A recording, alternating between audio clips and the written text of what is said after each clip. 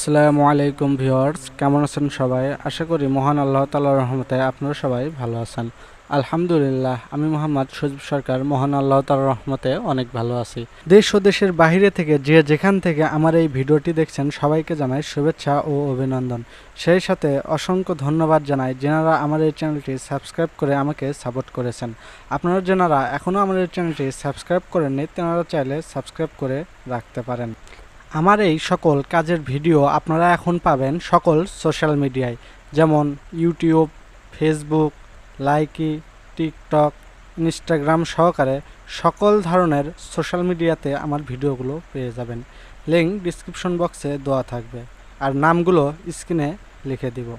এখন স্ক্রিনে যে ঘরটা দেখতে পাচ্ছেন এই ঘরটা বগুড়া জেলার আদমদীঘি উপজেলার কদমা গ্রামে বাবু মাস্টারের বাড়িতে কাজ করা হয়েছে। এই ঘরে কি পরিমাণ টিন, কাঠ, মিস্ত্রি বিল এসেছে এবং যদি এই ঘরটা অ্যাঙ্গেল দিয়ে কাজ করেন তাহলে কি পরিমাণ খরচ হবে, অ্যাঙ্গেল দিয়ে কাজ করলে ভালো হবে নাকি কাঠ দিয়ে কাজ করলে ভালো হবে, কোন টিন কেমন লাস্টিং করবে, এই নিয়ে বিস্তারিত তথ্য থাকছে দ্বিতীয় পার্টে। দ্বিতীয় পার্ট দেখতে ফলো করে আমাদের সাথেই থাকুন।